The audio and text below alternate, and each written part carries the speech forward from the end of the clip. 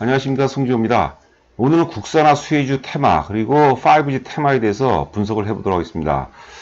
국산화 테마 중에서는 이제 솔브레인 그리고 5G 테마 중에서는 RFHIC 중심으로 논리를 한번 전개해 볼까 하는데요. 자, 화면 보시면 솔브레인 세 가지 상승 논리. 첫 번째는 4차 산업의 핵심 비즈니스 아이템이라고 부르는 거죠. 우리가 흔히들 4차 산업 하면은 이제 뭐 인공지능이라든가 자율주행, VR, 사물 인터넷 등등을 들 수가 있을 텐데, 사실 그 4차 산업혁명을 한마디로 요약을 한다면 그 소프트웨어에 의한 제조업의 혁명이거든요. 그러니까 우리가 앞서 얘기했던 뭐 인공지능이라든가 빅데이터, 사물 인터넷 이 등등이 다 반도체가 들어가는 거죠. 그렇다 보니까 반도체 재료, 반도체 디스플레이, 재료, 소재를 제조하는 업체들한테는 굉장히 커다란 기회가 된다고 보는 거죠.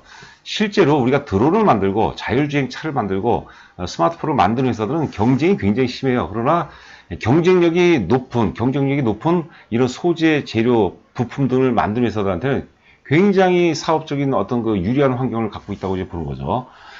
자, 그 아랫줄 보시면은 이제 IT 소재 재료 사업의 궁극적 전방 사업은 앞서 얘기한 대로 이제 4차 산업이라고 이제 보는 거고요.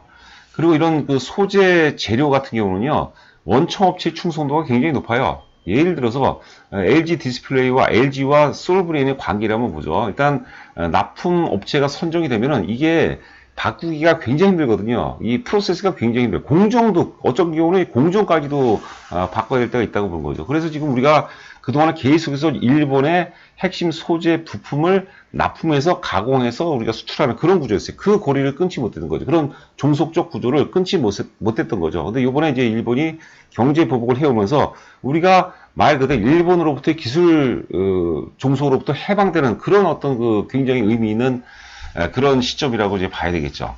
그 원청업체의 충성도가 높아요. 한 번 사업자가 선정되면 웬만해서는 바꿀 수가 없어요. 그 일본 관계를 보시면 알죠. 두 번째는 이게 소재 재료는 꾸준히 나가는 거죠. 사업 지속성이 굉장히 높습니다.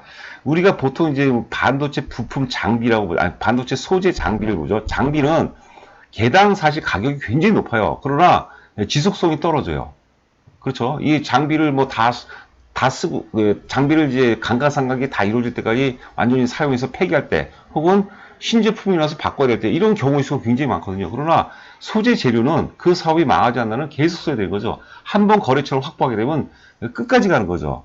그 다음에 이제 독과점적이라는 거죠. 그래서 솔브레인이 어떤 그 사업 포트폴리오가 기가 막히게 좋은 겁니다. 그리고 이따가 우리가 재무구조를 보면 알겠지만 부채 비율은 거의 뭐 한 40% 정도? 거의 무차입 경영에 가깝고 유보율이 한 8,300%인가 그래요. 펀더멘탈 자체도 기가 막히죠. 뭐 어제도 우리가 강조를 많이 드렸고 어제 우리가 유튜브 방송에서는 타이밍을 아주 잘 잡았던 것 같아요. 아주 절묘한 눌림목 구간이었죠, 사실. 자, 두 번째는 우리가 이제 반복적으로 말씀드린 거지만 이제 반도체 디스플레이 국산화의 절대적 수혜라고 보는 거고, 이 국산화 수혜주도 우리가 기존에 존재하지 않았던 새로운 시장을 의미합니다. 존재하지 않았던. 이게 급등주고 혹은 주도주 기본적인 논리가 되는 거죠. 일본의 경제 보복이 없었다면 계속해서 이런 구도가 이어졌을 텐데, 일본이 사실 그 좌충수를 둔 거죠. 수를 잘못 둔 거죠. 국산화라는 것은 하여튼 존재하지 않았던 새로운 시장이 열린 거죠. 이미 솔브레인 같은 경우는 이제 LG 디스플레이 납품을 시작했고, 지금 삼성 디스플레이도 지금 계속해서 시험 중이라고 그러죠. 그리고 검토 후에 결과물이 좋게 되면 당연히 쓴다고 보는 거죠. 삼성, LG, 뭐 하이닉스 등 새로운 신규 수요가 발생했다고 보는 거고. 세 번째는 이제 기타 이제 동진 세미캠, 그 다음에 SN S텍. 어제는 SN S텍을 말씀 안 드렸고, 어제 같은 경우는 이제 솔브레인과 동진 세미캠을 말씀드렸었는데요. 마지막으로 한번 종목 살펴보도록 하죠. 조금 빨리 진행하도록 하겠습니다. 이게 여러분들 20분이 넘으니까 저장 시간이 굉장히 길어요. 그리고 길면 또 여러분께서 지루하죠. 자, 다음 페이지 보도록 하죠. 자, 요거는 이제 그 솔브레인의 이제 그 사업 포트폴리오입니다. 보통 이제 네 가지 포트폴리오로 구성이 되어 있어요. 반도체 재료 사업. 솔브레인은 공정 미세화의 최적의 솔루션이 될 수 있는 제품을 공급하고 있다. 이거는 제가 이제 홈페이지 들어가서 이렇게 캡처를 잡아온 겁니다.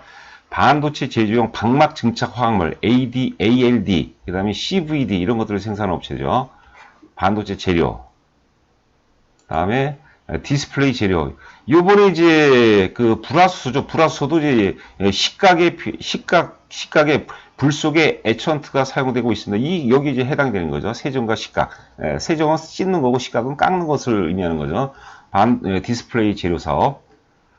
여러분께서 이제 꾸준하게 유튜브를 들으시면은, 굳이 홈페이지를 들어가지 않으셔도 이렇게 좀 편리하게 보실 수가 있어요. 그 다음에 2차 전지 재료 사업. 이쪽 분야는 이제 매출은 많지는 않죠, 아직까지. 그 다음에 전자 재료 사업. 이렇게 네 가지 사업으로 구성이 되어 있고요.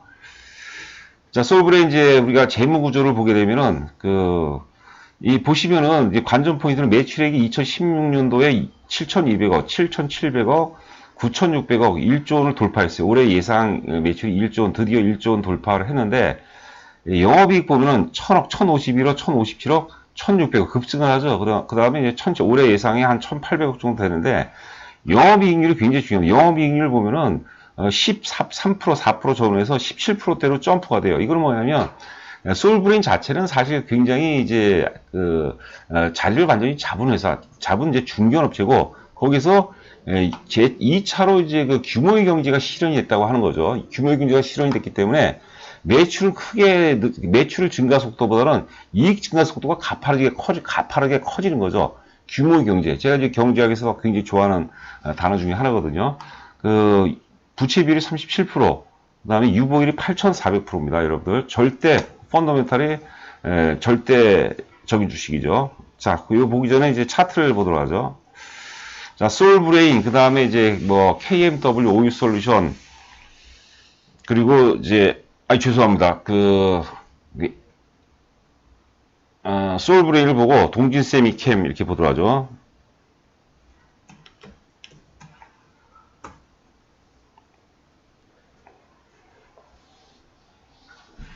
자, 솔브레인, 그 다음에 동진세미캠, SNS텍 말씀드렸죠. 어이구, 22%, 21.8% 급등하고 있는데, 이게 의미가 있는 건 뭐냐면, 역사적 신고가를 드디어 돌파를 했어요. 앞서 우리가 바이오 테마에 대해서 말씀드린 바이오 테마 중에서 매지온이 여러분들 역사 고점 돌파했습니다. 굉장히 의미가 있어요. 매집 논리는 이따가 RFHRC를 말씀드릴 때 같이 이제 연계해서 말씀드릴 텐데, 솔브레인이 오늘 역사적 신고가를 돌파했다는 것은 굉장히 의미가 있죠. 지금 경제가 대외적 불확실성이 워낙 커요. 이게 또 얘기가 길어지는데, 그런데도 불구하고 단일 종목으로 창사 이래 최고점을 돌파했다는 것은 어마어마한 입장이죠. 어마어마한 그런 이슈가 되겠죠. 솔브레인은 지금 솔브레인 한 종목만 봐서는 지금 초강세장이에요, 사실. 역사 고점을 돌파했기 때문에. 그리고 돌파하기 전에 이 모습을 잘 보세요, 9월 달에. 주가 관리의 연장선상에서 거래 바닥은 매도세의 소멸을 의미합니다. 어제 우리가 타이밍 기가 막히게 나왔죠, 솔브레인에 대해서. 자, 이제 이런 것들은 당연히 이러면은 이제 내일은 이제 휴장이고 이제 조정이 불가피해요. 고점에 팔았다가 저점이 산다. 저는 이런 것들은 제 취향에 맞지도 않거든요. 한번 끌고 가는 거죠. 이렇게 야무지게 관리한 주식이라면 많이 갑니다. 그리고 시대 흐름 맞고 어떤 역사적 주도주로서 일본 경제 보복은 존재하지 않았던 새로운 시장이 된 거죠. 그런 차원에서 우리가 접근을 해봐야 된다는 것이죠. 동진세미캠. 아이고. 자, 동진세미캠은 과거 한번 역사의 고점 돌파했던 거죠. 25,000원대까지 갔다가 이때 동진세미캠은 독보적으로 간 거죠. 독보적으로. 자, 동진세미캠도 아까 솔브레인과 마찬가지로 조정기 때 굉장히 너무나도 적은 거래량으로 야무지게 조정을 잘 받았어요. 동진세미캠도. 제가 어제 동진세미캠하고 재무구조도 다 비교했는데 동진세미캠은 솔브레인에 떨어져요, 좀. 물론 동진세미캠 자체도 굉장히 훌륭한 그런 회사죠. 동진세미캠도. 동진세미캠은 여러분들 감광액이라고 아시죠? 포토 레지스터죠. 이것도 역시 국산화 수혜주라고 봐야 되겠고. 마지막으로 SNS텍 보죠. 그 다음에 5G로 넘어가도록 하겠습니다. 자, 그리고 제가 드디어, 구독자 수가 300명을 돌파했습니다. 제가 하루에도 구독자 수를 한 20번 정도 보는 것 같아요. 재밌어요. 여러분께서 많이 또 격려를 해주시니까 제가 또 힘이 나고 좋은 컨텐츠로 또 보답을 해드려야 되겠죠. 구독은 여러분들 누차 말씀드리지만 이기심으로 하는 거예요. 도움이 될 거라면은 구독을 신청을 한 거고 나름대로는 자부합니다. 저도 물론 부족한 점이 많은데 구독 신청해 주시면은 좋은 어떤 결과로 이어갈 수 있도록 열심히 최선을 또 다하도록 하겠습니다. SNS텍은 블랭크 마스크를 만들어요. 블랭크 마스크. 이게 여러분들 반도체를 좀 공부하려면 공정을 다 알아야 돼, 공정을. 예?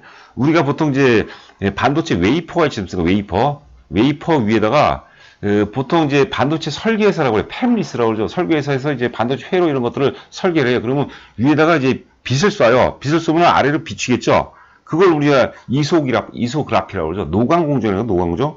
노광공정의 사용들은 포토 마스크의 원재료가 이게 블랭크 마스크거든요. 예? 이것도 역시 이제 국산화 수혜주죠. 그런데 이 SNS텍도 주가 움직임 자체가 굉장히 양호한 그런 모습이죠. 예? 자, 월봉 보도록 하죠.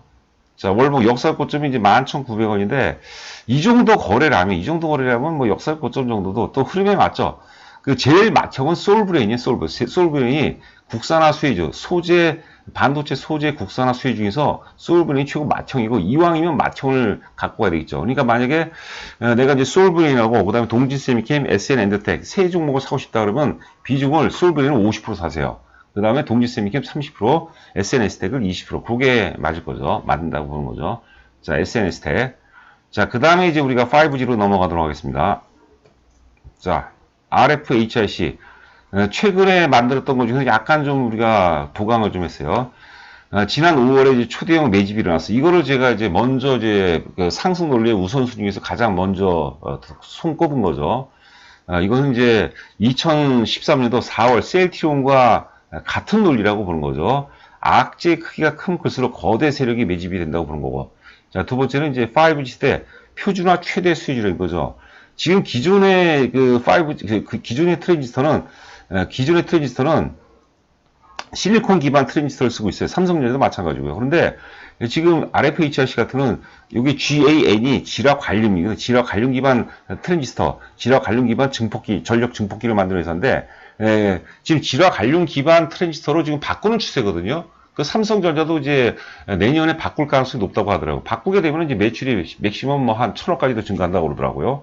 그래서 지라 관련 기반 트랜지스터 매출이 채택이 급증하게 되면 이게 이제 표준화를 주도하는 거고, 결국 표준화는 독점으로 이어진다고 보는 거죠. 그러니까 RFHIC는 내년도 실적이 엄청 폭발적으로 증가합니다. 이따가 또 우리가 살펴보도록 하죠. 그 다음에 세 번째는 4분기 이후에 해외 매출이 급증을 하죠. 여기 이제 아래 글 보시면은 지금 파웨이 매출이 이제 절대적이죠. 아직까지는 50% 이상이고, 노키아를 비롯해서 4분기 이후에 지금 일본발 지금 5G 매출이 나오고 있죠. 지난번에 SK텔레콤에서 이번에 삼성전자가 2조 4천억 또 일본에 수출했다고 보는 거죠. 그다음에 인도 이런 걸 중심으로 해서 지금 5G 수요가 해외발 모멘텀이 내년에는 크게 발생이 됩니다. 글로벌 5G 투자가 이제 본격화가 된다고 보고, 앞서 말씀드린 것 같이 이제 2020년 매출이 2,800억이에요. 2,800억. 작년에 1,200억인가 그랬죠. 영업이익이 700억. 작년에 영업이익 한 220억인가 그랬거든요. 어마어마하죠. 만약에 이 전망치입니다. 전망치가 실제치에 가까워지면은 굉장히 크겠죠. 자, 이것도 제가 그 RFHIC 홈페이지에 들어가서 본 거예요. 이게 이제 제품 구성. 5G, 스몰셀은 이제 소형 기지국이고, 베이스 기지국이죠, 이거는. 기지국, 레이더, RF는 레디오 프리퀀시죠. 프리퀀시 에너지, 커뮤니케이션. 이런 식으로 이제 매출이 제품 구성이 되어 있어요. 그립은 이제 베이스 스테이션, 기지국이죠. 통신 기지국. 스몰셀은 이제 소형 기지국, 전봇대에 붙어 있는 소형 기지국을 의미하는 거고, 포인트, 그 다음에 이제 와이파이, 케이블, 브로드밴드, 레이더, 이런 식으로 구성되어 있고, 자, 이런 식으로 제가 이것도 이제 홈페이지에 들어가서 이제 그 캡처를 잡아온 겁니다. 자, RFHIC 보면은 이제 재무 구조거든요. 올해 예상 매출이 1,200억이에요. 그리고 올해 예상 영업이 아까 전에 220억, 230억 이런 280억이죠. 근데 올해 예상 매출이 2,800억. 그다음에 영업이익이 700억. 내년. 굉장하죠. 만약에 내년 영업이익과 매출액이 전망치하고 근사하게 나온다면 주가는 당연히 크게 점프할 가능성이 높다고 보는 거죠. 자, 이거는 이제 RFHIC가 여기 보면은 이제 그 5월 말경에 파웨이에 대한 그 미국의 제재 악재로 주가가 폭락을 했어요. 그런데 사상 최대 거래가 터졌는데 이걸 우리는 매집이라고 부르는 거죠. 그 이후에 첫 번째 눌림목 구간이거든요. 이거는 제가 예전에 좀 만들어 놨던 자료이기 때문에. 예? 목표가를 그 당시에는 제가 7만 원을 제시했어요. 7만 원. 42,000원 밑에서 이제는 매매하자고. 그리고 예전에 만들어 놓은 자료입니다.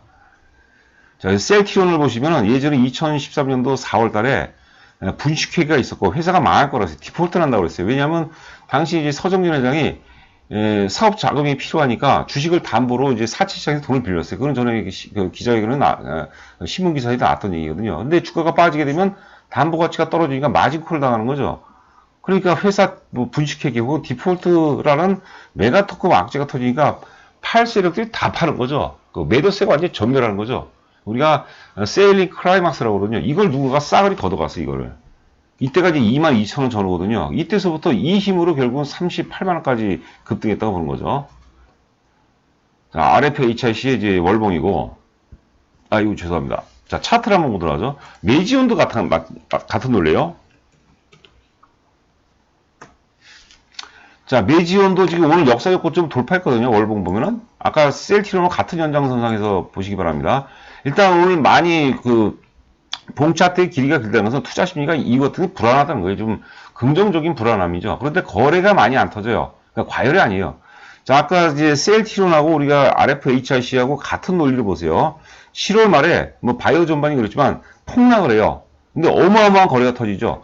팔고 나간 세력은 의미가 없지만 그런 악재도 불구하고 그 악재를 은폐물 삼아서 매집한 세력. 이게 바로 이제 우리가 매집력이라고 보는 거죠. 그리고 이 매집이 잘 됐다는 것은 뭐냐면 우리가 사후적이지만 8월달, 9월달에 이 주가 관리라는 거 보세요. 그것도 너무나도 적은 거래량으로 매도세를 잘 제압을 하고 있죠. 그러다가 매지온이 8월 6일날, 매지온이 가장 먼저 9월 26일날 가장 먼저 돌파하는 그런 모습이었죠. 제가 아까 그 8월 26일날이라고 그렇습니다. 제일 먼저 출발을 시키는 거 제일 먼저. 그러니까 이게 매지온이 사실 그 바이오 전반의 국면 돌파해 주자 주도주라고 이제 보는 거죠. 자, 또 괜히 옆에 줄기로 또 빠져나갔네요. 하여튼 간에 지금 RFHIC하고 지금 매지온의 이때 6월달 구간 그리고 셀티론의 2013년도 4월달 그때하고 같이 한번 우리가 해석을 해보자는 거죠. 자, 그 다음에 계속해서 이제 RFHIC RF 차트를 보고 한 번씩 한번 살펴보도록 하겠습니다. 그 다음 OE, 그 다음에 KMW. 근데 거래가 오늘 터지지 않기 때문에 그냥 기술적인 자율 반등 정도로 해석을 해야 될 것 같아요. OE 솔루션, 그 다음에 이노와이어리스. 자, 이노와이어리스도 이노와이어리스도 굉장히 양호하다고 말씀드렸어요. 단, RFHIC하고 비중을 둔다면 7대3이나 6대4 비중으로 두자라는 얘기를 했죠. 7대4나 7대3이나 6대4 비중. RFHIC가 훨씬 낫습니다, 여러분들. 그 다음에 FR택을 한번 보자, 마지막으로. 자, FR택. 요거는, 자, FR택도 이제 기지국을 만들어 있었는데, 요번에 이제 삼성에서 일본에 이제 수출했죠. 2조 4천억 수출했는데, 그 중에 기지국 장비죠. 기지국 중계기 장비를 이제 공동 개발했다고 그러죠.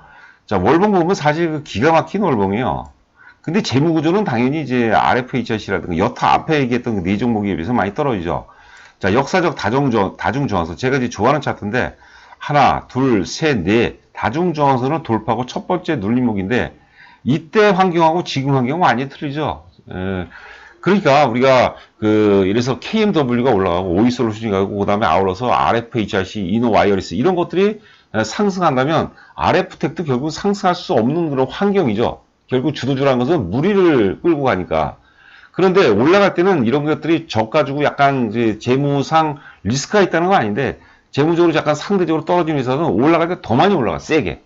그런 구간이 다가올 수 있습니다. 그러니까 기술적으로 봐서는 FR택 같은 경우는 지금 서서히 조금 이르기는 하지만 선침해 차원에서 충분히 한번 사볼 만한 종목이 아닌가 이렇게 생각이 됩니다. 자, 방송 어떻게 들으셨는지 모르겠는데 하여튼 좋아요와 구독 부탁드리고요. 열심히 하는 모습 보여드리도록 하겠습니다. 감사합니다.